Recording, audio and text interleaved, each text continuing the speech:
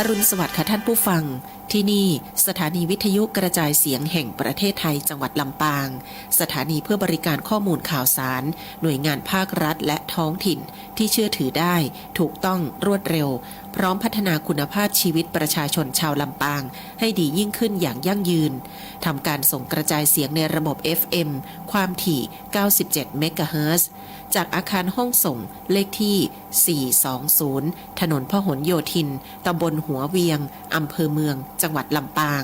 ตั้งแต่เวลา 5 นาฬิกาถึง 24 นาฬิกา เป็นประจำทุกวัน มีนางอัญชันสรลำเป็นผู้อำนวยการสถานี ช่างเทคนิคประกอบด้วย นายประสานทิมทอง นายแหลมเพชร นันตาแสง นายภูพิงพงศิริแสน ว่าที่ร้อยตรีอาทิตย์วรรณวารี และนายประยุทธ์พงษ์ดวงชมพูสำหรับผู้ประกาศประกอบด้วย นางกาญจนาอินทานายบรรหารสุยะ นางอัชราพรปวงจันทร์และนางสาวชุติการเหล่าชัยค่ะวิทยุแห่งประเทศไทยให้ความรู้คู่ความสุข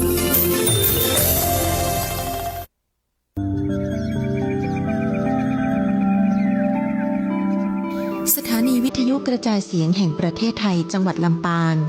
FM 97 เมกะเฮิรตซ์เสนอรายการธรรมะยามเช้า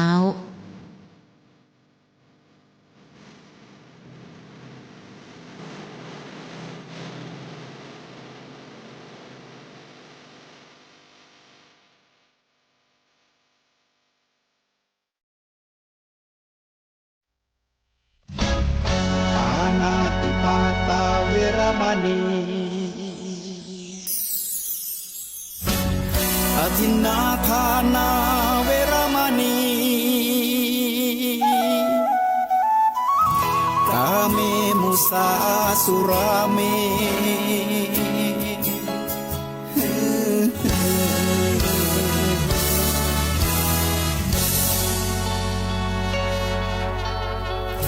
ศีลคือข้อห้ามธรรมคือข้อให้พุทธองค์ตรัสไว้ชี้ทางใจให้ภาคเพียร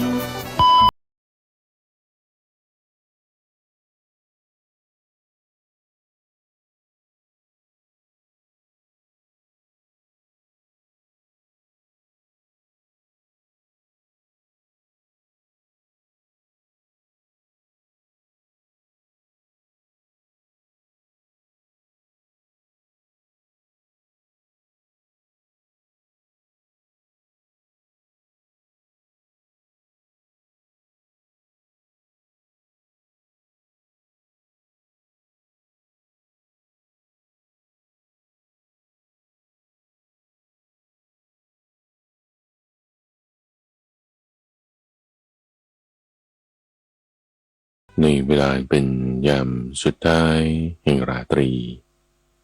เมื่อท่านผู้ฟังมีสติสัมปชัญญะรู้สึกตัวขึ้นแล้ว เราก็มาฝึกสติเพิ่มพูนปัญญาในรายการธรรมรับอรุณช่วงจิตตวิเวกที่จะนำพาให้ท่านเข้าถึงอริยมรรคมีองค์8อย่างเป็นระบบเป็นการพัฒนาสติสมาธิและปัญญาจะทำให้เราเห็นความจริงได้ความสงบด้วยปัญญาสามารถพ้นทุกข์ได้อย่างแท้จริงวันนี้เราจะมาฝึกปฏิบัติในการเจริญสมถะและวิปัสสนาตามฝังกลับมาสู่เบสิกกลับมาดูที่พื้นฐานจะให้แน่นจะให้มั่นคงต้องทำซ้ำๆทำย้ำๆซ้ำๆย้ำๆมันจึงจะแน่นมันจึงจะมั่นคงวิธีการที่เราจะฝึกทำจิตให้มีความสงบในที่นี้เราใช้ลมหายใจเป็นเครื่องมือคือเจริญอานาปานสติอานาปานสตินั้นไม่ใช่เป็นแค่สมถะทำจิตให้สงบได้เท่านั้น ยังเป็นเครื่องมือต่อไปให้ถึงการเจริญวิปัสสนาเห็นกายเวทนาจิตและธรรมเป็นทั้งสมถะและวิปัสสนายังไงใช้ลมหายใจเป็นเครื่องมือเอาเบสิกท่านผู้ฟังพื้นฐานดูลมตรงไหนมันคือลมเราไม่ได้หมายเอาลมพายุลมฝนลมแอร์ลมพัดลมอะไรไม่ใช่พวกนั้นเพราะนั่นมันคือข้างนอกถ้ามันไหลเข้าสู่ข้างในเราถึงจะค่อยสนใจเข้าสู่ตัวเราก็คือลมข้างนอกนั่นแหละไหลเข้ามาเป็นลมหายใจเข้าก็เรียกถ้าไหลออกไปหลังจากวนอยู่ในร่างกายแล้วเขาเรียกว่าลมหายใจออกเวลามันวนไปเนี่ยเข้าปอดออกจากปอดไปตามกระแสเลือดขึ้นเบื้องบนถึงสมองศีรษะปลายผมระหว่างกลางไปถึงปลายนิ้วทั้งซ้ายและขวารอบตัวลงไปสู่เบื้องล่างถึงนิ้วเท้าพื้นเท้ากลับขึ้นมาวนออกไปอย่างนี้นี่คือลมหายใจออกมันไม่ได้เป็นท่อลมท่านผู้ฟังที่เข้าไปในกายไปตามส่วนต่างๆของร่างกายได้ด้วยเลือดก็ต้องมีเลือดด้วยมีน้ำร่างกายเราเป็นอย่างนี้เรามองดูเฉพาะส่วนที่เป็นธาตุลมเข้าออกเข้าออกอากาศไม่ได้เข้าออกทางหูหรือทางผิวหนังแต่100%หย่อนนิดหน่อยออกทางรูจมูกท่านผู้ฟังจมูกเป็นช่องที่ออกแบบมาให้อากาศเข้าและออกไม่ใช่ทางปากแต่ทางจมูกมีโพรงไซนัสมีลักษณะเนื้อเยื่อมีความชุ่มชื่นอย่างใดที่จะรับอากาศได้จมูกนี่มารับเอาไว้เรามาสังเกตลมหายใจของเราบริเวณจมูกตรงนี้ที่รับลมเข้าและปล่อยลมออกลมเข้าออกได้เพราะกระบังลมมันหดตัวมันขยายตัวดันอากาศให้เข้าให้ออกมาที่ช่องปอดจุดที่จะเข้าออกคือจมูกให้ท่านผู้ฟังมาสังเกตตรงนี้ไม่ได้สังเกตว่าบางคนจมูกใหญ่จมูกโด่งบางคนจมูกเล็กจมูกแฟบจมูกมันขอบปากจมูกที่มันบานหุบไม่เท่ากันไม่ได้ดูเอาตรงเนื้อตรงหนังของจมูกนั่นคือยังเป็นธาตุดินแต่เรามาดูเอาลมสังเกตยังไงตรงไหนมันคือลมเพราะว่าตอนที่มันเข้านี่มันยังเป็นอากาศอยู่ข้างนอกไหลตัวเป็นลมเข้าไปในร่างกายเราไม่ได้รู้สึกว่านี่มันลมมันตัวเราเหรอตรงไหนอย่างดูฟังมันเข้าไปรวมกับเลือดนั่นแหละแล้วก็ไหลไปตามร่างกายนี่แหละดูตรงแรกที่มันเข้ามาหาเราเนี่ยตรงจุดสัมผัสไงที่เรารับรู้สัมผัสถึงลมมันจะเป็นจุดที่มีเนื้อเยื่อละเอียดอ่อนอยู่ในโพรงจมูกของเรานั่นคือบริเวณที่เรารับรู้กลิ่นให้คอยสังเกตลมหายใจนะที่ตำแหน่งนั้นโดยไม่ต้องตามลมไม่ต้องบังคับให้มันสั้นหรือยาวเร็วหรือช้าแรงหรือค่อยทีหรือห่างร้อนหรือเย็นมันเป็นธรรมชาติของเขาอยู่แล้วลมไม่ต้องบังคับไม่ต้องเกรงให้หายใจยังเป็นธรรมชาติแรกๆอาจจะลองหายใจแรงๆสัก 2-3 ครั้งเพื่อให้รับรู้ถึงจุดสัมผัสแต่รับรู้แล้วว่ามันอยู่ประมาณตรงไหนให้หายใจยังเป็นธรรมชาติธรรมดาท่านผู้ฟังที่มีการฝึกปฏิบัติมาอยู่แล้วหายใจยังเป็นธรรมชาติธรรมดาอยู่แล้วสังเกตมาโดยตลอดเลยสังเกตนะตำแหน่งที่เรารับรู้ถึงสัมผัสของลมสังเกตดูอย่างไม่ต้องบังคับ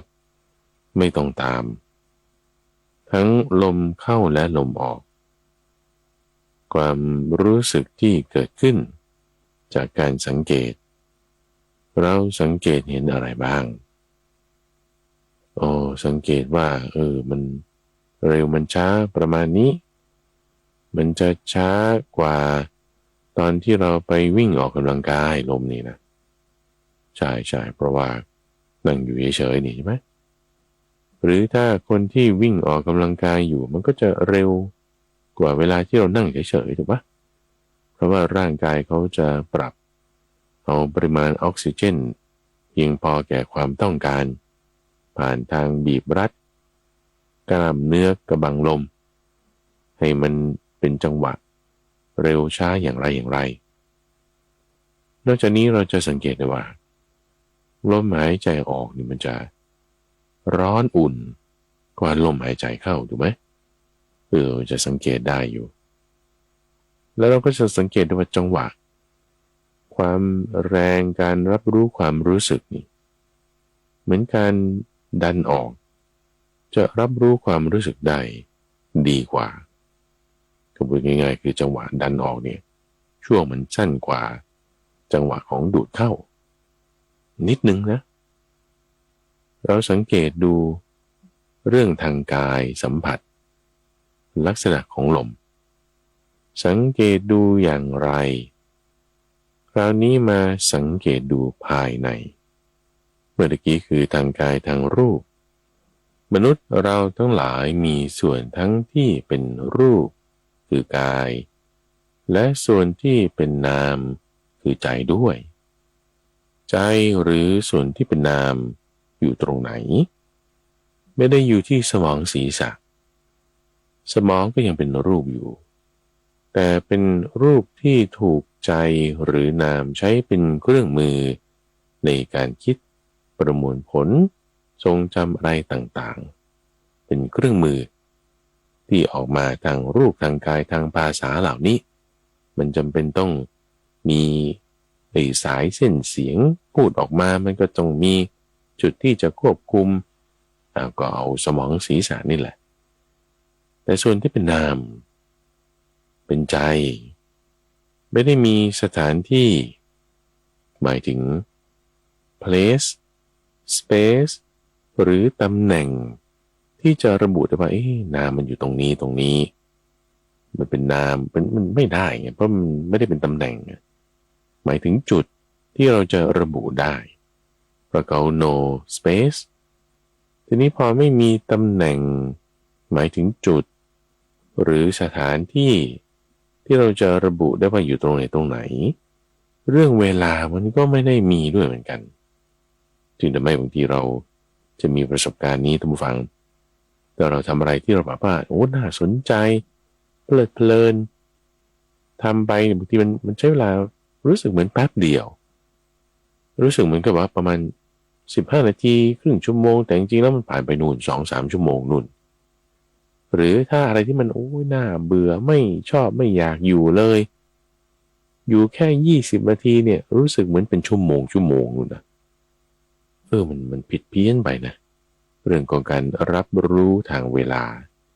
การรับรู้นี่แหละที่เป็นลักษณะของนามไงมันไม่ประกอบด้วยเวลาและสถานที่เขาจึงเรียก no time no space นั่นคือนามตอนนี้เรามาสังเกตเรื่องของนามมันจะคืออะไรกันมันก็คือความคิดการรับรู้สิ่งต่างๆนั่นแหละเป็นนามเมื่อที่เรารับรู้เสียงใช่ไหมเสียงก็ส่วนหนึ่งการรับรู้เสียงนั้นแล้วให้เกิดความรู้สึกว่าชอบใจไม่ชอบใจส่วนที่เกิดมาทีหลังว่านั่นคือการรับรู้นั่นคือเสียงนะแล้วก็พอใจหรือไม่พอใจนะพวกนี้คือนามเลยเสียงไม่ใช่นามถูกไหมแต่พอรับรู้ตรงรับรู้เริ่มตรงนี้เลยมันคือนามแหละรับรู้เนี่ยพระพุทธเจ้าเรียกอะไรท่านใช้ศัพท์เรียกการรับรู้เสียงรับรู้ภาพรับรู้กลิ่นเหล่านี้การรับรู้นั้นน่ะเรียกว่าวิญญาณมีวิญญาณเกิดขึ้นเริ่มตรงนี้ไหนในใจ เจ้าวิญญาณนี่คืออะไรเป็นหนึ่งในก้อนของนามรับรู้แล้วก็คิดไงคิดว่านี่มันอะไรนะการคิดตรึกนี่เขาเรียกว่าเป็นวิตกเสียงร้องเสียงดนตรีพอรู้ได้ว่าอันนี้มันเป็นอะไรเนี่ยมันคือหมายรู้แล้วก็เรียกว่าสัญญามีสัญญาเกิดขึ้นทั้งวิตกการตรึกทั้งหมายรู้คือสัญญาพวกนี้คือนามพอมีความหมายรู้ว่าเสียงดนตรีดนตรีนี้ฉันไม่ชอบเลยไม่ชอบไม่ชอบเนี่ยคือความรู้สึกเกิดเวทนาแต่ดนตรีนี้ฉันชอบนะเนี่ยนะความรู้สึกนั้นน่ะคือเวทนานะที่เป็นทุกขเวทนาหมายรู้ว่าดนตรีแบบนั้นหมอลำเหรอหรือดนตรีแบบนี้หนังตะลุงดนตรีแบบโน้นดนตรีคลาสสิกดนตรีแบบไหนว่าเป็นอะไรยังไงนะคือการหมายรู้นะเรียกว่าสัญญาที่เรารับรู้เสียงนั้นภาพนั้นนั่นคือรับรู้วิญญาณรับรู้อะไรบ้างเสียงบ้างภาพบ้างบางทีก็คิดตรึกปรุงแต่งไปต่อนะว่าเดี๋ยวฉันไปที่นั่นมาแล้วก็เคยเจอคนนี้แล้วเขาพูดคำนี้เกี่ยวกับดนตรีประเภทนี้เคยไปฟังที่นั่นที่นี่ให้ตรึกนั่นก็วิตกวิจารณ์นั่นก็เป็นนามวิตกวิจารณ์นี่คือความคิดเป็นส่วนของธรรมารมณ์อยู่ในช่องทางใจหมดเลยพวกนี้เยอะแยะไปหมดเลยคราวนี้เราดูลมอยู่ท่านผู้ฟังอย่างเสียงท่านผู้ฟังได้ยินเสียงของข้าพเจ้านี่เสียงผ่านทางหูถูกไหมเราก็เลยมาคิดว่านี่เสียงคนพูดเขาก็พูดเรื่องนี้เราก็ทำตามไปอย่างนี้ที่ว่าเรารับรู้เสียงได้นี่คือนามแล้วเลยนะ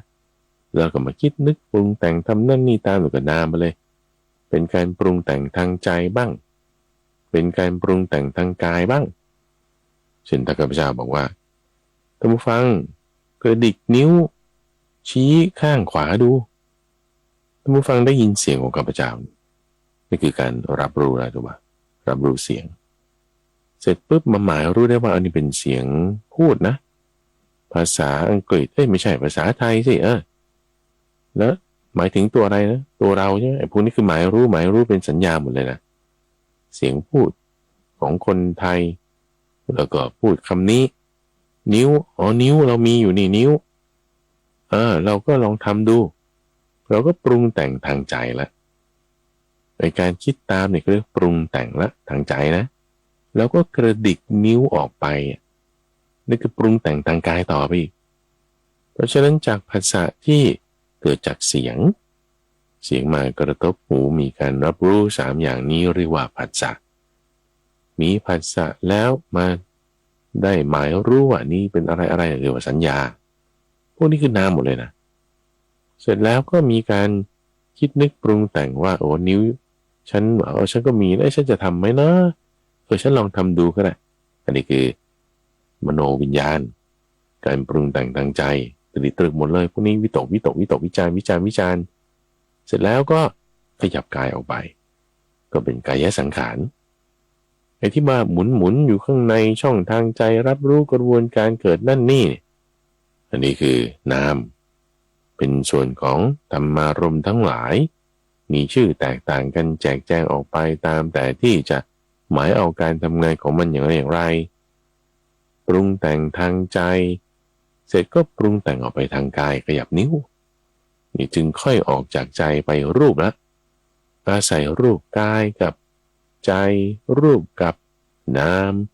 มันจึงอาศัยเกี่ยวเนื่องกันการที่เรามันล็อกกันอยู่ตรงนี้ผสานกันได้อยู่เนี่ยทุกฝั่งเพราะกรรมนะกรรมเนี่ยมาล็อกกันอยู่ขังเราอยู่ในภพที่เป็นภพแบบนี้มีรูปและนามแบบนี้อาศัยธาตุที่ประกอบกันส่วนของรูปลมนี่คือธาตุหนึ่งที่เป็นธาตุสำคัญที่จะมาอยู่เฉยๆเองไม่ได้มันต้องประกอบกับธาตุอื่นอันนี้คือจะเป็นหัวข้อที่เราจะพูดในส่วนต่อไปเรื่องของวิปัสสนาท่านผู้ฟังอย่าเพิ่งไปตรงนั้น ทำจิตให้สงบอีกนิดนึงก่อนทำจิตให้สงบมาดูลมดูแล้วเห็นอะไรเห็นลมเหรอใช่ไหมล่ะก็ดูลมก็ต้องเห็นลมสิท่านลมไหวไหมมันก็เคลื่อนไปมาของมันอยู่แล้วแต่ว่าเราไม่เคลื่อนไปตามไงเราดูอยู่ที่ตำแหน่งเดียวไอ้ที่ว่าเราเนี่ยมันอะไร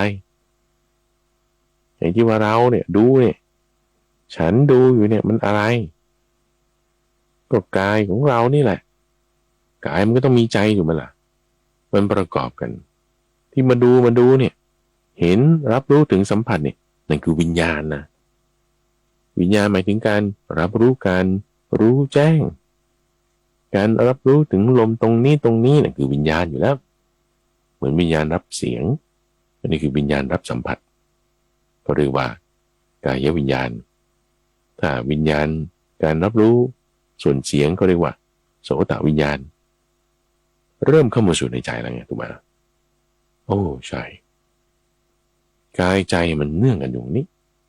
พอมีการรับรู้ของลมนะตำแหน่งนั้นเราไม่ตามไปสังเกตดูเห็นร้อนเย็นถี่ห่างเข้าออกแล้วมาดูในใจคราวนี้มันด้านในมันจะด้านที่เป็นกายละมาดูทางด้านที่เป็นใจที่เรารับรู้เนี่ยคือวิญญาณสังเกตดูในช่องทางใจเรามีอะไรบ้างอย่างที่พูดไปนั่นเลยโอ้บางทีเราก็คิดเรื่องอื่นบางทีเราก็สังเกตลมเฉยๆบางทีมันก็ไม่ได้คิดอะไรบางทีมันก็ไตร่ตรองตามที่ท่านอาจารย์พูดนั่นแหละมันมีหลายอย่างเกิดขึ้นอยู่นะนี่นะ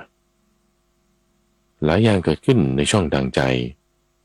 คือที่ว่าไม่ได้จะเกี่ยวข้องกับสัมผัสของลมนี่อย่างเดียวหรอกแต่มีสัมผัสของหูด้วยแต่เป็นเสียงข้างบ้านทำไมนั้นหรือถ้าเราลืมตาออกกำลังกายอยู่ขยับตัวนั่นนี่เห็นสิ่งต่างๆก็เห็นภาพด้วยมันหลายๆอย่างมัน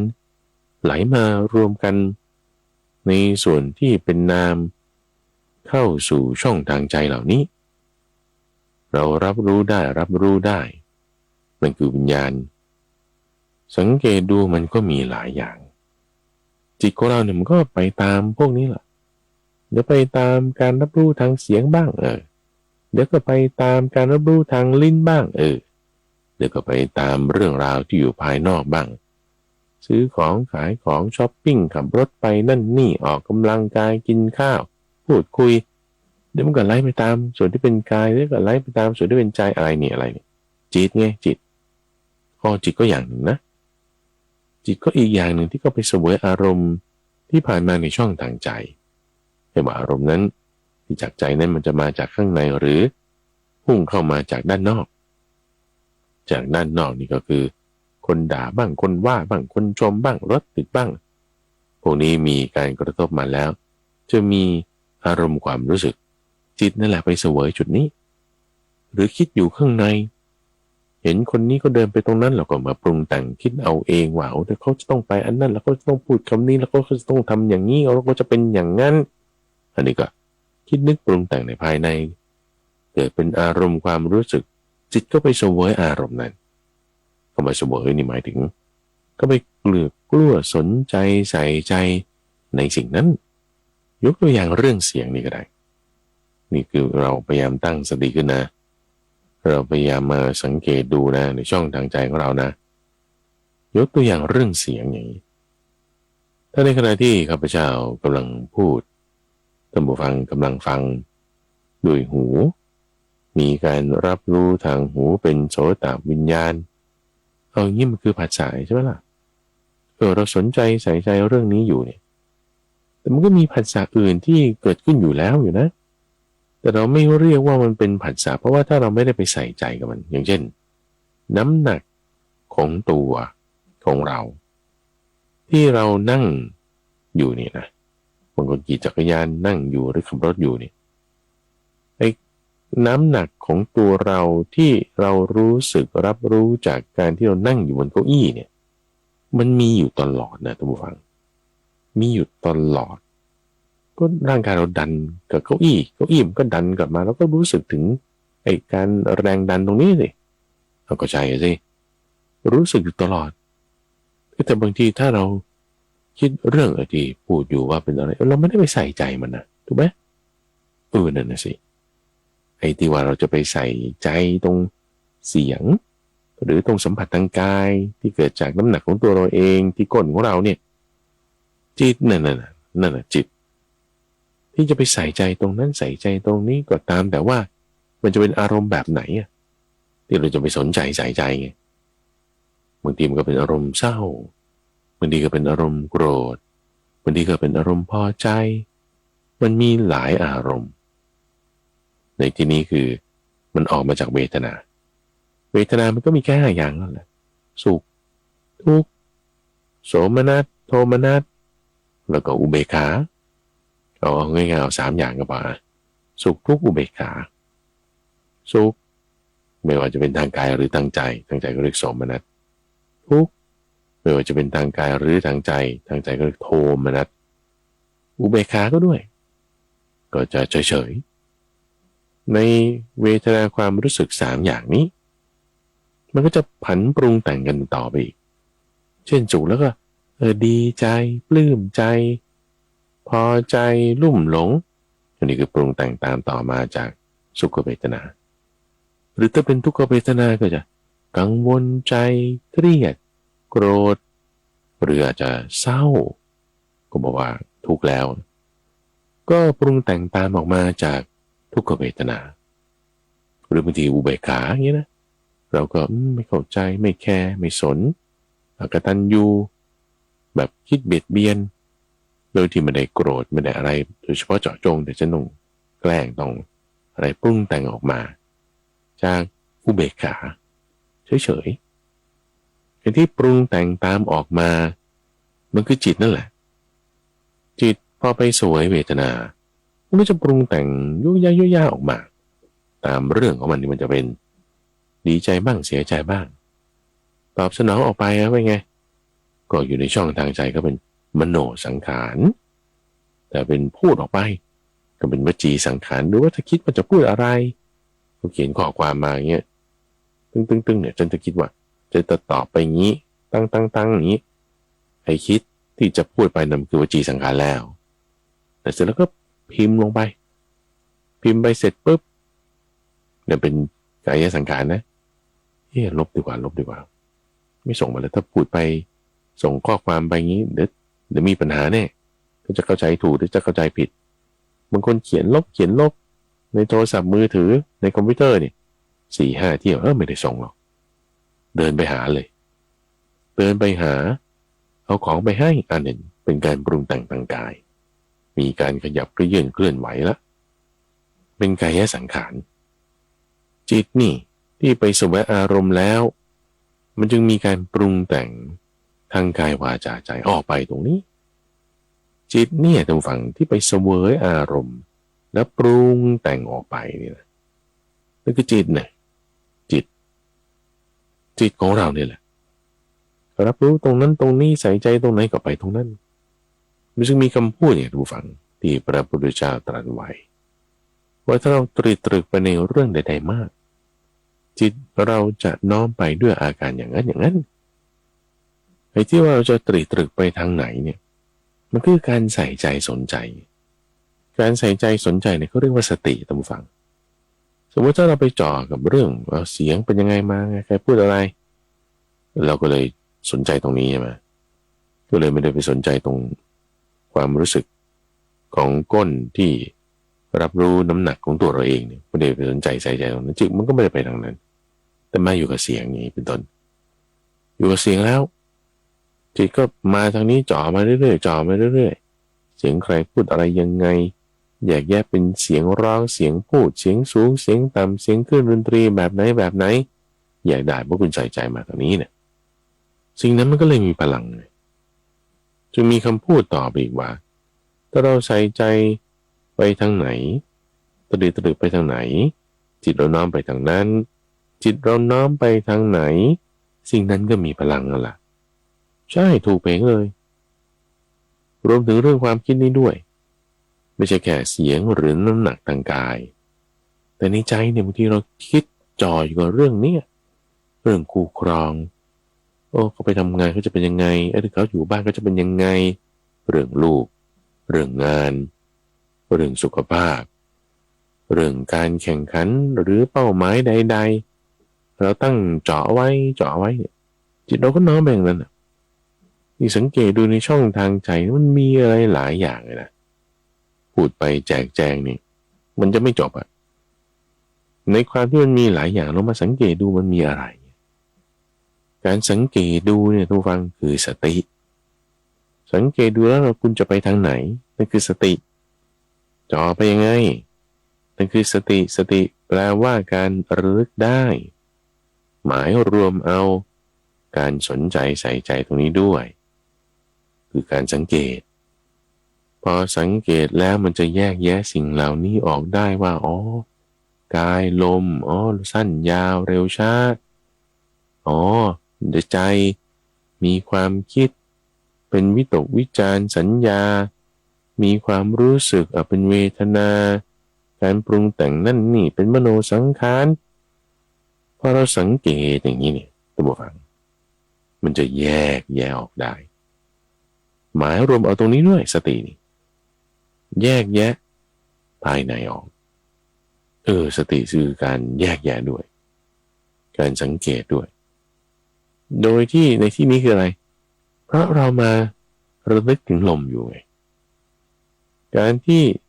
เรามาระลึกถึงลมเรานี่มันใครนะ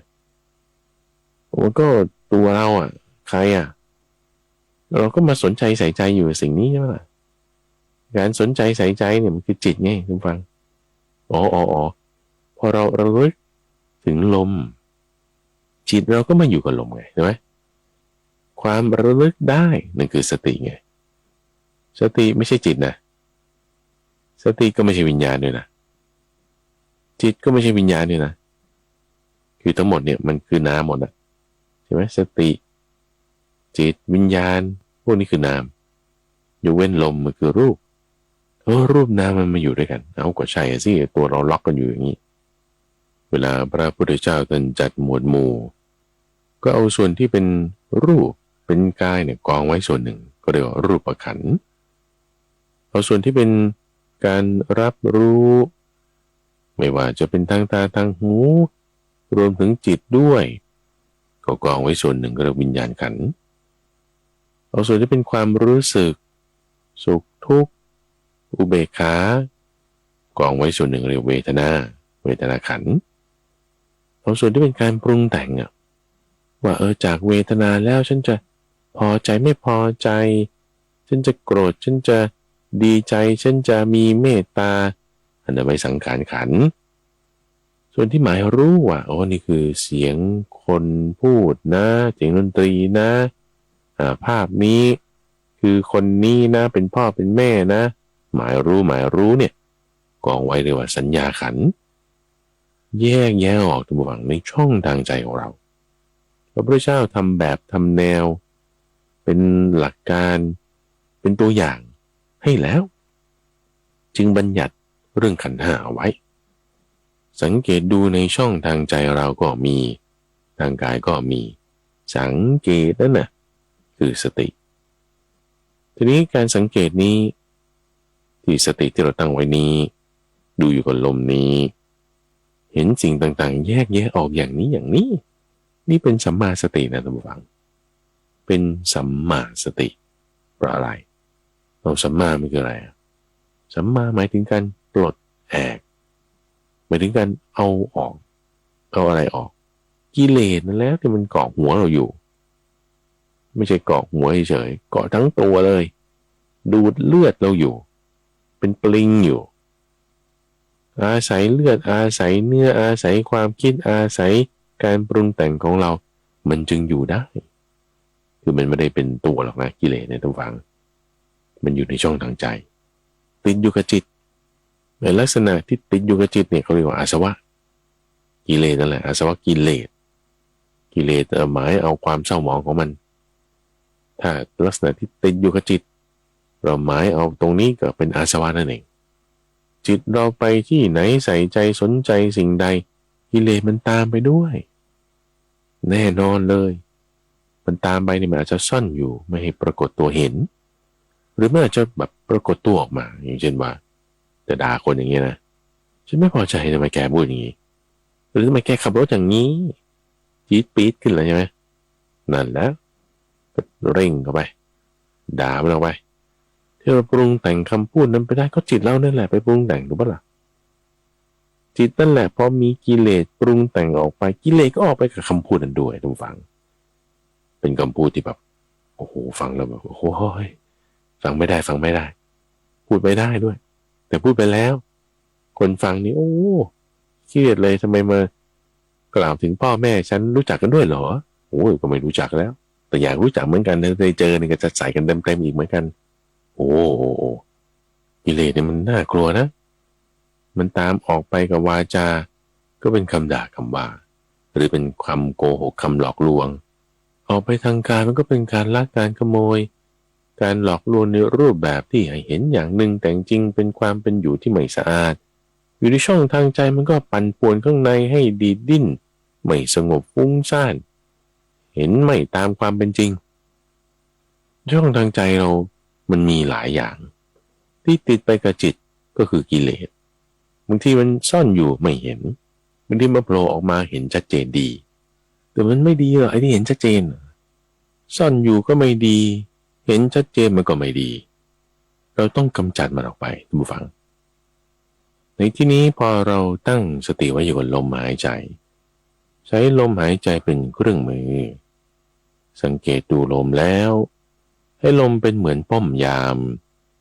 ที่จิตของเราเนี่ยมาอยู่ตรงนี้พอจิตของเรามาอยู่ตรงนี้ระลึกถึงลมความระลึกได้คือสติลมคือลมจิตก็อีกอย่างหนึ่งพอจิตอาศัยวิญญาณคือการรับรู้อยู่กับสัมผัสทางกายในที่นี้คือลมเห็นเลยสังเกตดูเลยสิ่งต่างๆทั้งกายทั้งใจทั้งสองฝั่งดูมันให้หมดเลยดูข้างนอกเห็นกายลมเป็นยังไงดูข้างในเห็นความคิดเวทนาต่างๆความรู้สึกเป็นยังไงการสังเกตเนี่ยคือสติใช่ไหมพอสังเกตเสร็จแล้วมันก็แยกแยะได้ว่าอ๋อในช่องทางใจของเรามีอย่างนี้ที่พูดมาอาจจะสักแค่ 15% 20% เอานะสังเกตได้เท่าไหร่เอาเท่านั้นดูแยกแยะเสร็จแล้วเป็นยังไงโอ้เห็นสิ่งต่างๆนะแยกแยะเสร็จแล้วด้วยสติเป็นยังไงจิตมันไม่ได้ตามไปไงท่านฟังแยกแยะออกไม่ได้ตามไปนั่นคือไม่เพลินไปสติกับความเพลินมันจึงตรงข้ามกันถ้าเรามีสติในที่นี้เป็นสัมมาสติอยู่กับลมหายใจไม่ได้เพลินไปตามความคิดเรื่องราวต่างๆเหล่านั้นรับรู้อยู่แต่ไม่เพลินตามไปนี่ก็แยกตัวแล้วนะแยกกับแยกตัวนี่คนละอย่างตัวฟังแยกก็คือระบุได้ว่าอ๋อนี่คือลมนะอันนี้คือวิญญาณนะอันนี้คือความรู้สึกนะอันนี้คือความคิดนะอันนี้แยกแยะได้แต่แยกแยะแล้วบางทีมันยังแยกตัวไม่ได้ก็ยังตามไปอยู่ใช่ไหมเป็นก็เพลินตามไปแต่พอเราแยกแยะได้ตั้งสติเอาไว้สติมีกำลังมากขึ้นจิตไม่ได้ตามไปแยกตัวออกจากอะไรจากความคิดนั้นจากอารมณ์นั้นจากกิเลสก็ได้ด้วยกิเลสที่ติดมาอยู่กับจิตพอจิตเราตั้งสติไว้กิเลสมันเกิดไม่ได้มันแยกตัวออกไปอย่างนี้มันเริ่มมาจากความคิดนี่แหละสมมติเราจะคิดเรื่องชั่วเรื่องไม่ดีโอ้เราไม่คิดมันจะแยกออกเลยไอ้กิเลสที่มันกระตุ้นให้มันต้องไปคิดเรื่องชั่วเนี่ยโนเราไม่คิดเราจะอยู่กับลมเราไม่ใส่ใจไปสิ่งนั้นไงพอไม่ใส่ใจไปเสร็จปุ๊บมันถูกลอกออกไปนิดนึงพอมันโผล่ออกไปแล้วแต่เราไม่ไปตามไปมันก็หลุดออกไปเอาจริงนะพอสมมติเราจะคิดด่าคนนี้คิดเรื่องไม่ดีของคนนั้นเสร็จปุ๊บโอ้นึกได้ว่าเขาทำไม่ดีกับฉันอย่างนี้เขาด่าคำนี้เอาไว้เขาหลอกลวงนั่นนี่แต่เราจะคิดชั่วเขาเนี่ยโอ้ไม่ฉันจะอยู่กับลมไอ้ที่จะคิดชั่วออกไปเนี่ยเพราะอะไรมีภาษาเรื่องนั้นมากระตุ้นจิตมีกิเลสแล้วมันก็เลยออกไปกิเลสออกจากจิตนี่แหละไปออกไปเสร็จปุ๊บถูกกระตุ้นด้วยภาษาปุ๊บโนฉันไม่ไปทางนั้นตั้งสติไว้นะด้วยสติใช่ไหมเพราะฉันไม่ไปทางไอ้ที่มันออกมาแล้วกิเลสหลุดตับเลยท่านผู้ฟัง กิเลสมันลอกออกอย่างนี้นะจากจิตของเราเพราะฉะนั้นมันต้องมีอะไรมากระตุ้นเนี่ยเรื่องที่จะให้เราโกรธมาเลยเรื่องที่จะให้เราไม่พอใจมาสิแต่ว่าถ้าเราตั้งสติไว้แล้วปุ๊บไม่โกรธไม่พอใจไม่เลิกฉันไม่จะแบบจะไม่แบบด่าคนละแต่มันอยากจะด่าอยู่นะแต่ไม่ด่าที่ทำแบบนี้ดีท่านผู้ฟังฝืนมันจะออกมาแต่แบบฉันจะไม่ด่ามันหลุดเลยราคะหลุดออกเลยฉันจะซื้อของชอบแม่ดูเขาใส่นี่ก็สวยเขามาไลฟ์โชว์ขายของเนี่ยดูแล้วก็เพลินดีใช่ไหมมาจินตนาการตามว่าแต่เราใส่ตัวนี้ซื้อตัวนี้เอาตัวนี้สิ่งนี้มาใช้กับสิ่งนี้ก็เข้าท่าดีใช้เวลาขับรถใช้เวลาเดินทางก็ได้อยู่เหมือนกันนะหยุดกิเลสออกแล้วเนี่ยอะไรมากระตุ้นนะก็ที่เขาไลฟ์ขายของแหละมากระตุ้นหรือมีบิลบอร์ดมีโฆษณาแล้วมากระตุ้นโฆษณาขายของเนี่ยดีนะไอ้ที่ขายเนี่ย20%นะทุกฟังเป็นแก๊ง call center หลอกลวงเป็นสแกมเมอร์หลอกลวงคนอยู่พอเรามีราคาแล้วมันอยากจะซื้อใช่ไหมมันอยากจะจ่ายอยากจะได้แต่เราก็บอกไม่หรอกไม่หยุดนี่คือหมายถึงว่าไม่ให้จิตตามไปไม่ให้จิตตามความอยากที่อยากจะซื้อนั้นไปคิดว่าฉันจะใส่ตรงนี้ทำอันนี้ให้จิตอยู่อะไรสติปุ๊บไอ้ที่ราคาที่มันพุ่งออกไปแล้วเนี่ยจากการถูกกระตุ้นของภาษานั้นที่จิตของเราเนี่ยมันหลุดออกตับทันทีราคานะราคาหลุดออกได้โทสะหลุดออกได้โมหะก็หลุดออกได้นี่คือการทำวิปัสสนานะทุกท่านอดทนไม่ตามความรู้สึกที่มันไม่ดีนั้นไปนั่นคือการทำวิปัสสนาอดทนต่อภาษาที่มากระทบเรานิ่งอยู่นิ่งนั้นคือสมถะนะคือมันด้วยกันเลยนี่คือส่วนของอดทนสตินี่ก็ด้วยทุกฟังพอเราสติตั้งไว้อยู่กับลมแยกแยะสิ่งต่างๆแล้วแยกตัวออกไอ้ที่จิตแยกตัวออกแล้วมันอยู่ไหนมันก็อยู่เฉยๆความที่จิตอยู่เฉยๆได้แม้จะรับรู้สิ่งต่างๆไม่ได้พุ่งเผลอคล้อยตามไปเอานี่ก็ความนิ่งเฉยนิ่งเฉยคืออะไรสมถะเลยสมาธิเกิดขึ้นตรงนั้นเป็นสมถะแล้วความที่มันสามารถตัดกิเลสได้กำจัดไม่ให้กิเลสมันเกิดขึ้นในจิตเอานั่นก็วิปัสสนาสติก็จึงเป็นสมถะวิปัสสนาอยู่ในตัวเดียวกันแนวการสอนได้ทั้งสองอย่างท่านผู้ฟังไม่ว่าคุณจะฝึกตั้งสติจากการที่เอามาสนใจในเรื่องเดียวก่อนนั่นคือเน้นสมถะเอาสมถะนำหรือบางคนก็เริ่มเลยสังเกตดูลมแล้วก็สังเกตแยกกายไปเลยนั่นก็ใช้สติแต่เอาวิปัสสนานำหรือจริงๆแล้วจะคู่กันไปก็ได้นะท่านผู้ฟังเอาสมถะวิปัสสนาคู่กันไปก็อย่างได้คือไม่ว่าจะด้วยวิธีไหนใน3แบบนี้ก็แล้วแต่ว่าที่บางทีเราฟังเทศธรรมะของครูบาอาจารย์เนอะแต่ละท่านก็จะมีสไตล์ที่แตกต่างกันก็เอาตรงไหนมานำก่อนกันนั่นแหละไม่ว่าจะวิธีไหนใน3อย่างนี้เป็นการเจริญองค์8อันประเสริฐเลยท่านผู้ฟังคืออริยมรรคมีองค์8องค์ประกอบ8อย่างอยู่ตรงนี้ด้วยกันที่เป็นสติก็คือสัมมาสติระลึกได้พอจิตสงบเป็นอารมณ์เดียวนั้นก็เป็นสัมมาสมาธิไอ้ความเพียรที่เราใส่ลงไปในการทำอย่างนี้ไม่ว่าจะสไตล์ไหนก็ตามเป็นสัมมาวายามะกายวาจาของเราก็บริสุทธิ์มาแล้วแต่เดิมคือสัมมาวาจาสัมมากัมมันตะก็มีความคิดอะไรที่ปรากฏขึ้นจากการที่จิตของเราเป็นอย่างเงี้ยเป็นสัมมาสังกัปปะแน่นอนคือมันจะมีความคิดไม่ดีคนนั้นว่าอย่างนี้คิดเรื่องไม่ดีคนนั้นแต่ไม่ได้ตามไปไงอันนั้นเป็นการที่พยายามจะละความคิดในทางกามละความคิดในทางพยาบาทเบียดเบียนเป็นสัมมาสังกัปปะคือความเห็นที่ว่าฉันมาทำอย่างเงี้ยมันถึงจะดีนะไม่ได้ไปเที่ยวเล่นหรือฟังดนตรีเพลิดเพลินนั่นนี่นั่นเป็นสัมมาทิฏฐิแล้วเลยสัมมาทิฏฐิสัมมาสังกัปปะ สัมมาวาจาสัมมากัมมันตะสัมมาอาชีวะสัมมาวายามะสัมมาสติและสัมมาสมาธิอยู่ตรงนี้เลยท่านผู้ฟังสมถะวิปัสสนาอริยมรรคมีองค์8สติสมาธิปัญญาทานศีลภาวนาอยู่ตรงนี้เลยนั่งหายใจเข้านั่งหายใจออกอยู่เฉยๆนี่แหละสังเกตดูเนี่ยครบทุกอย่างอยู่ตรงนี้ครบถ้วนแล้วคราวนี้เรามาสนใจเรื่องของการทำวิปัสสนาเราจะกำจัดกิเลสมากขึ้นไปอีกแน่นอนท่านผู้ฟังว่าเวลาที่เรานั่งสมาธิอยู่เฉยๆเนี่ยนะมันก็นิ่งๆไปเฉยๆเนี่ยก็ดีอยู่กิเลสมันไม่ได้เกิดตรงนั้นแต่ไม่ใช่ว่ามันหมดแล้วนะไม่ใช่ว่ามันไม่มีนะมันซ่อนอยู่ไอ้ที่ซ่อนอยู่เนี่ยบางคนเข้าใจว่านี่คือการบรรลุ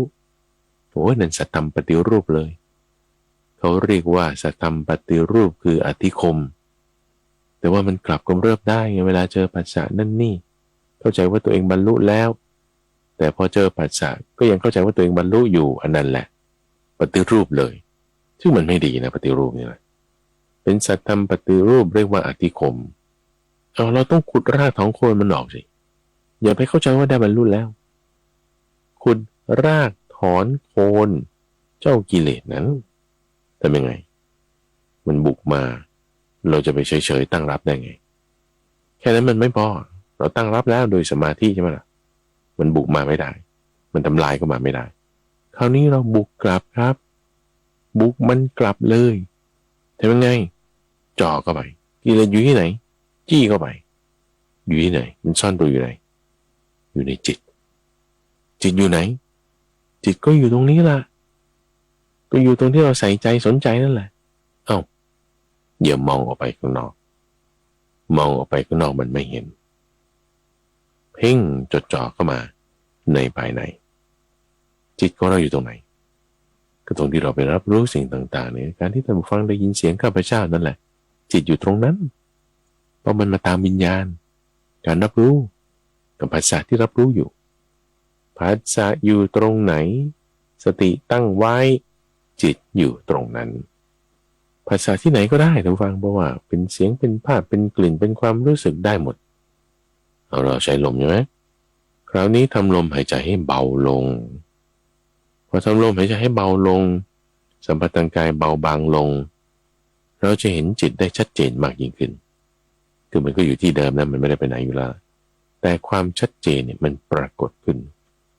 จิตของเราอยู่ตรงนี้เราแยกแยะออกดูซิว่าจิตของเราเนี่ยมันเป็นยังไงนี่เราจะบุกเข้าไปแล้วคือบุกเนี่ยไม่ใช่แบบว่าทำอะไรรุนแรงปลุนปลันไม่ใช่ซอฟๆนี่แหละคำสอนพระพุทธเจ้าเนี่ยนุ่มนวลประณีตซอฟก็เรียกแต่มีพลังนะเราแยกแยะออกในจิตของเรามันอะไรจิตของเราเนี่ยมันอะไรมันก็ไปทำหน้าที่ไงรับรู้สิ่งต่างๆในวิญญาณใช่พอทำหน้าที่รับรู้สิ่งต่างๆวิญญาณแล้วก็ถ้าเป็นสิ่งที่น่าชอบใจใช่ไหมมันก็ดีใจขึ้นมาเลยเจ้าจิตนี่ใจมันเป็นอย่างนั้นเดี๋ยวพอรับรู้สิ่งที่ไม่น่าชอบใจเช่นความปวดความเจ็บจิตมันก็จะเศร้าใจบ้างโกรธบ้างถูกไหมจิตมันเป็นอย่างนี้ใช่ที่ว่าจะเปลี่ยนแปลงไปตามอารมณ์น่ะคือจิตไม่ใช่วิญญาณหรอกแต่มันอาศัยวิญญาณเป็นเครื่องมือเฉยมันเลยจัดกลุ่มอยู่ด้วยกันจิตนี่อยู่ในวิญญาณขันธ์แต่จิตเดี๋ยวมันก็เป็นอย่างนั้นเดี๋ยวมันก็เป็นอย่างนี้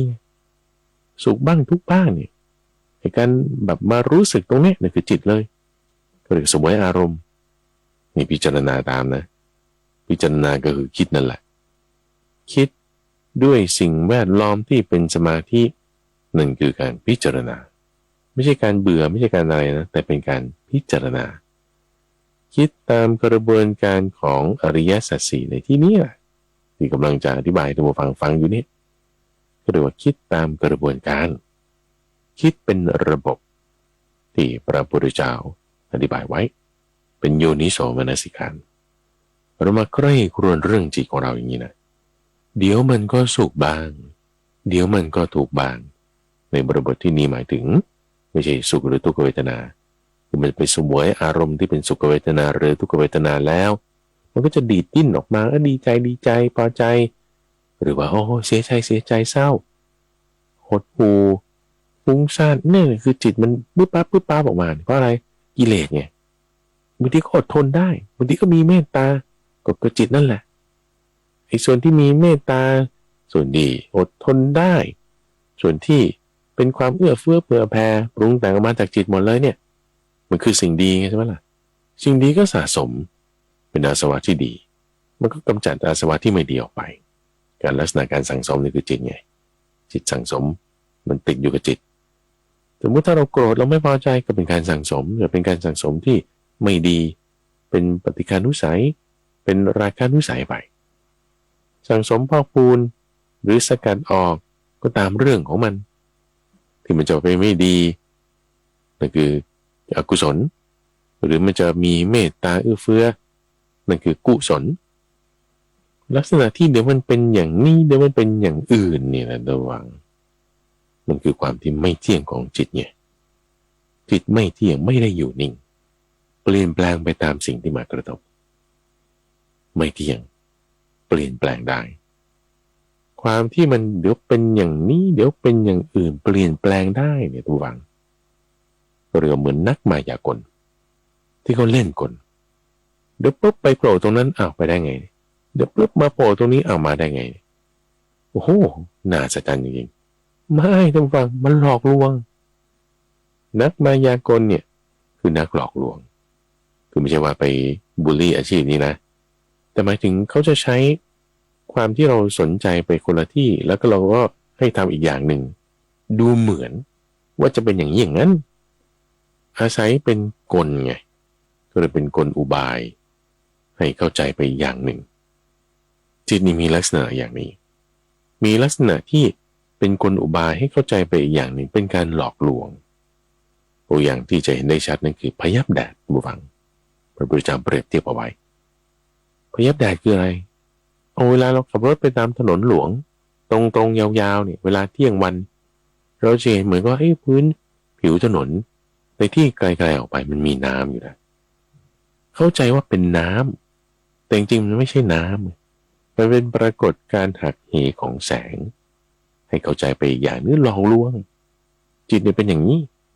มีสภาวะของการหลอกลวงอยู่เดี๋ยวเป็นอย่างนั้นเดี๋ยวเป็นอย่างนี้มันมีความไม่เที่ยงก็ไม่เที่ยงมันจะไป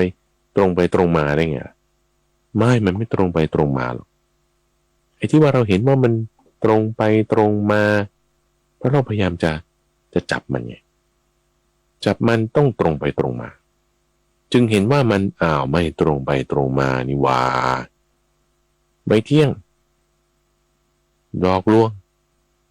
เปลี่ยนแปลงได้ไม่มั่นคงจะเอาสาระเอาความมั่นคงจากสิ่งที่ไม่มั่นคงมันจะได้หรอไม่ได้นะท่านผู้ฟังอะไรที่มันเป็นไปไม่ได้แล้วเราพยายามจะให้มันเป็นไปเนี่ยเราจะไม่ได้นะอันนี้ก็เรียกว่าจะไปเอาสาระจากสิ่งที่มันไม่มีสาระในเรื่องนั้นเนี่ยเราจะไม่ได้เช่นสุนัขมันพูดภาษาคนไม่ได้ใช่ไหมแต่เราก็พยายามจะฝึกให้มันพูดภาษาคนนะเพราะมันไม่ได้ลิ้นคออะไรต่างๆมันไม่ได้ออกแบบมาเป็นอย่างนั้นลิงจะมาพูดภาษาคนมันก็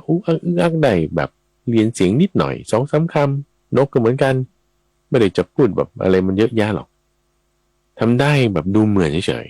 ๆแต่จะเอาสาระจริงๆก็ได้นิดหน่อยไม่ได้มากไม่ได้เต็มที่ทำเหมือนมันก็เรียกว่าก็เป็นไปไม่ได้จะทำสิ่งให้มันที่มันไม่ได้เป็นไปได้ให้มันเป็นไปมันไม่ได้ไงจิตของเราที่ว่ามีความไม่เที่ยงความไม่มั่นคงเราจะมาเอาสาระความมั่นคงความเที่ยงจากมันเนี่ยไม่ได้ลักษณะที่มันไม่เที่ยงเนี่ยมันก็คือท่านใจคำเรียกว่าเป็นทุกข์เป็นทุกข์นี่หมายความว่ามันไม่ได้คงที่คงตัวมันมีการเปลี่ยนแปลงทนอยู่ในสภาพเดิมไม่ได้เรียกว่าเป็นทุกข์จิตเป็นทุกข์ตั้งบังจิตเป็นของไม่เที่ยงตั้งบังไม่เที่ยงเป็นทุกข์เราจะมาหาสุขในสิ่งที่เป็นทุกข์เราจะไม่เจอแบบปลอมๆคิดว่าเป็นน้ำแต่พอไปใกล้ไม่ใช่ คิดว่าเดินหายตัวทะลุตัวได้แต่พอไปจริงๆมันหลอกกันนี่ว่ามันเป็นกลลวงคิดว่าจะมีแก่นสารพอไปเปิดออกดูโบเบ๋เหมือนไปตัดต้นกล้วยดูจะเอาแก่นปอกกาบออกกระพี้ก็ไม่เห็นแก่นจะไปเจอได้ไงไม่มีสิ่งใดไม่เที่ยงสิ่งนั้นเป็นทุกข์สิ่งใดไม่เที่ยงเป็นทุกข์มีความแปรปรวนเป็นธรรมดาควรแล้วหรือที่ถ้าเราจะเอาสิ่งนั้นหมายว่าเนี่ยเป็นตัวเราของเราเป็นตัวตนของเราเราจะเข้าใจว่านี่จิตก็จิตฉันไงก็เพราะว่าฉันก็รู้สึกว่านี่เป็นตัวฉันไงจะไปหมายเอาว่ามันเป็นอย่างนั้นได้หรอไม่ได้นะเพราะอะไรนะเพราะจิตมีความไม่เที่ยงเป็นทุกข์มีความแปรปรวนเปลี่ยนแปลงไปเป็นอย่างอื่นเป็นธรรมดาอย่าไปเข้าใจว่านี่จิตของเราไม่ควรเข้าใจว่าอย่างนั้นถ้าเข้าใจไปว่าอย่างนั้นคือเข้าใจผิดนี่เราพยายามทำความเข้าใจให้มันถูกอยู่ไงเข้าใจให้ถูกว่าไม่เป็นของเราแล้วมันเป็นของใครมันก็เป็นไปตามการปรุงแต่งที่อธิบายมาทั้งหมดนี่แหละปรุงแต่งกระบวนการมันเป็นอย่างนี้ปรุงแต่งกันมาปรุงแต่งกันมาแต่เราไปเข้าใจเฉยๆเนี่ยแหละว่าจิตของเราเป็นตัวเราของเรามันปรากฏเป็นตัวออกมามันปรากฏว่าเดินทะลุกำแพงได้นักมายากลมันปรากฏว่าเขาเป็นเหมือนน้ำเลยนั่นคือประยับแดดมันปรากฏว่าเป็นดูเหมือนมีแก่นนะแต่นั่นคือต้นกล้วยดูเหมือนเฉยๆว่านี่เป็นตัวเราแต่พอเราจี้จ่อเข้าไปไม่มีไม่มีตัวไม่ใช่ตัวเรามันหาความสุขแบบจอมปลอมไม่เฉยได้บ้างไม่ได้เต็มที่เพราะมันไม่มั่นคงไม่เที่ยงไม่มั่นคงไม่เต็มที่นะระวังอย่ามาเป็นสาระไม่ใช่ตัวเราต้องเข้าใจอย่างนี้เข้าใจอย่างนี้แล้วไงก็ปล่อยวางเลยปล่อยวางความยึดถือว่านี่เป็นตัวเราของเราเราจะปล่อยวางยังไงก็นี่แหละพอเราเข้าใจว่ามันไม่ควรยึดถือนะปุ๊บมันคลายแป๊บหนึ่งเลยสิ่งนี้จิตเราไม่ควรจะยึดถือว่าเป็นตัวเราของเรานะไม่นะมันวางแป๊บหนึ่งเลยมันปล่อยออกแป๊บหนึ่งละเดี๋ยวเพลินไปทำนั่นนี่ปุ๊บมันลัดอีกกลับแล้วจ่อไว้ทำฟังทำความเข้าใจไว้ว่าจิตเนี่ยจิตที่เรามารับรู้ลมหายใจรับรู้สิ่งต่างๆอยู่เนี่ยไม่ใช่ของเราเข้าใจแค่นี้ทุกฝังองค์8อันประเสริฐอยู่ตรงนี้ทำให้คลายออกคลายความยึดถือออกความไม่ใช่ตัวไม่ใช่ตนมันจะปรากฏขึ้นความไม่ใช่ตัวไม่ใช่ตนก็คือจิตอีกด้านหนึ่งนั่นแหละจิตอีกด้านหนึ่งที่ยังคงอยู่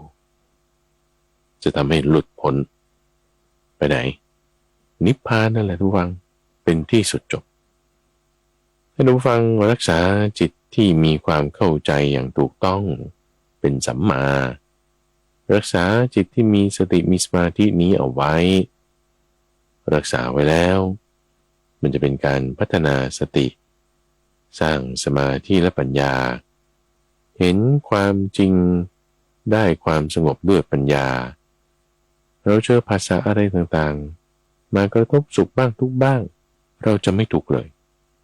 เราจะเรียกได้ว่าเป็นผู้ที่พ้นจากความทุกข์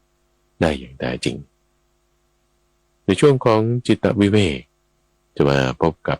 ท่านผู้ฟังเป็นประจำในทุกวันอังคารตั้งแต่เวลา 5:00 ถึง 6:00 น.ทั้งสถานีวิทยุกระจายเสียงแห่งประเทศไทยท่านสามารถติดตามรับฟังได้ในระบบพอดแคสต์ในเครื่องที่มีแอปพลิเคชันหรือที่ YouTube Channel Facebook Fanpage หรือที่เว็บไซต์ก็ได้ที่ปัญญา .org panya.org รายการนี้นำเสนอโดยมูลนิธิปัญญาภาวนาพัฒนาปัญญาเพื่อความรู้ยิ่งความรู้พร้อมและนิพพานดำเนินรายการโดยข้าพเจ้าพระมหาไพบูลย์อาภิปุณโญแล้วพบกันใหม่ในวันพรุ่งนี้เจริญพร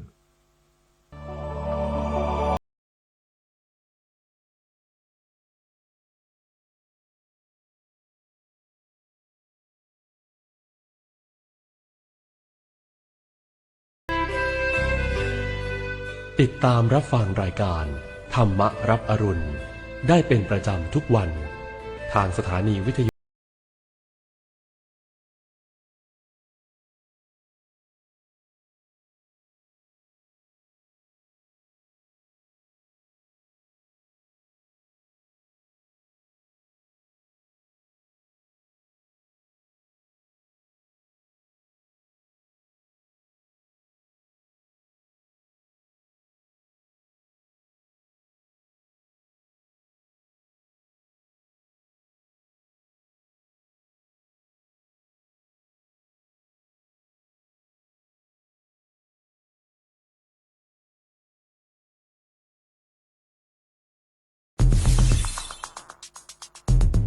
แค่ 3 ปีความเสียหายจากอาชญากรรมไซเบอร์ของคนไทยพุ่งทะลุถึง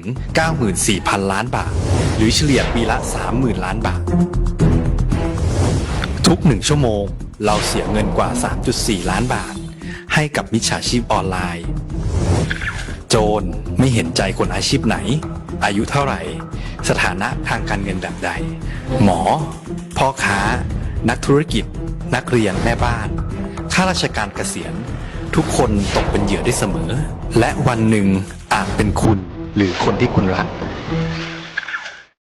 เพราะจุดอ่อนร่วมของเหยื่อคือความเร่งรีบขาดสติหรือแม้แต่บางครั้งก็เกิดความโลภจนเกินไปอย่าปล่อยให้การกดคลิกเดียวลิงก์เดียวทำให้โจรยิ้มกว้างวันนี้ถึงเวลาแล้วที่คนไทยทุกคนจะต้องร่วมมือกันสร้างภูมิคุ้มกันอาชญากรรมไซเบอร์ช่วยกันหยุดก่อนที่ภัยไซเบอร์จะทำให้คนที่คุณรักและตัวคุณเองกลายเป็นเหยื่อ